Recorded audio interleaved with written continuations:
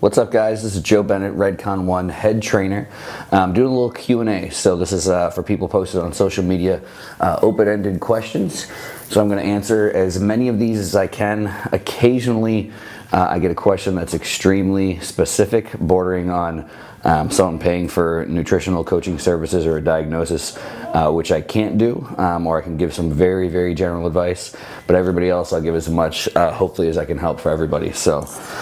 First question is, why would you do a low glycemic carb post-workout like basmati rice or quinoa?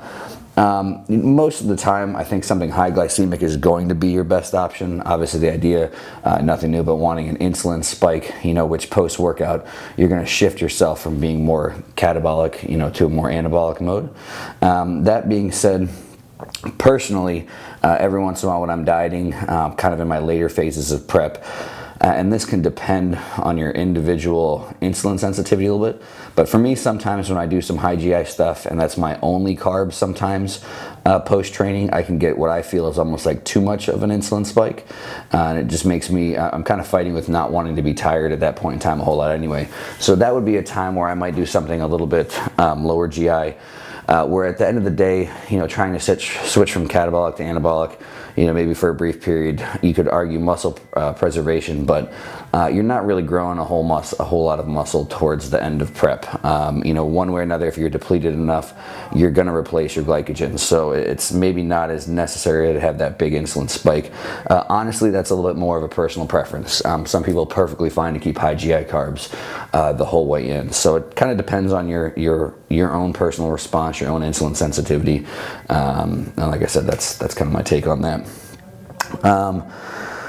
What's my opinion and key points for bigger calves, and where do people not pay the most attention? What should they do? I would say most people miss out on the ends of the range of motion, particularly the fully shortened position of the calf. So if you imagine kind of the toes pointed position, when your calf is fully flexed, most people don't get all the way there. If they do, it's for a bounce. It's very brief. You're not actually using your muscles in that position. And for most, if you think about literally the range of motion, for as far as, you might be going through a fairly good degrees of range of motion at your ankle, but the distance traveled is literally a couple inches. So for most people, if you're doing a bicep curl and you miss 10 degrees of range of motion, you're missing like 6 inches. It's pretty easy to see. Whereas for calf raises, you miss 10 degrees range of motion, it might be like a centimeter. So it's hard to really tell, am I getting full range of motion or am I not? People tend to miss the shorten the most because it's hard to get there, they're weak there, it hurts the most there. But people are just as guilty at missing the fully stretched or lengthened position because weight can essentially just jam them there. So that position is messed up too because most people tend to not get there of their own muscular contraction. They just kind of get there and then the same thing is bounce in that position. So absolutely your calves need a lot of weight, a lot of volume, a lot of variety, just as much or if not more than other muscle groups. But if you're not actually using your muscles, none of that really matters. So I would recommend starting with really spending a lot of time, in that fully contracted position, making sure it's your muscles there, and spending more time in that fully lengthened position. So maybe having rep ranges where, 2 or 3 second holds at the bottom, 2 or 3 second holds at the top, and nothing else, just till you get really good at knowing what it feels like to use your muscles there. And then you can kind of start to shift more towards, manipulating weight and volume and all that kind of stuff. When moving to a new area and choosing a gym to join, what do you look for? A good question, I guess. Honestly, the thing I would recommend is just make sure you go to all of them. There's to a certain extent, and because I've done it, I've worked at a bunch of different gyms, I've worked out at hundreds of gyms. You can, to a certain extent, get the job done anywhere.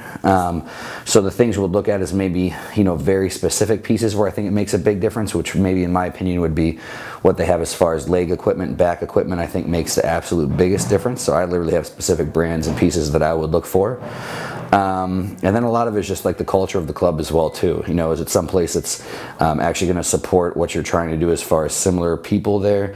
And maybe even more so than that, because if you're pretty, self-sufficient or self-motivated, then at least being where you can do your workouts the way you want to do it. If you have to wait 5 hours for a machine and all that kind of stuff, obviously that's kind of counterproductive. But the biggest thing is I think a lot of people go to an area, they try one gym, they're like, oh, I like it, and they just stick with it. Whereas you might not even try another gym you might like better, you know. So I take the time, if there's 6 gyms there, you know, work out at all 6 different gyms and then really kind of weigh out the things before you do it. But again, obviously there's a lot of personal things. Those are just me. You know, I would look for specific pieces of equipment, usability of the club. Honestly, I like kind of a little bit more dirty, hole in the wall, hardcore gym. So some of that just appeals to me as well too. And that wraps up Q&A, guys. Again, this is Joe Bennett, Redcon1 head trainer. We'll try and do this as often as you guys like. This is the second go around with this. The first one was pretty popular, so I'm going to be here for 2 days.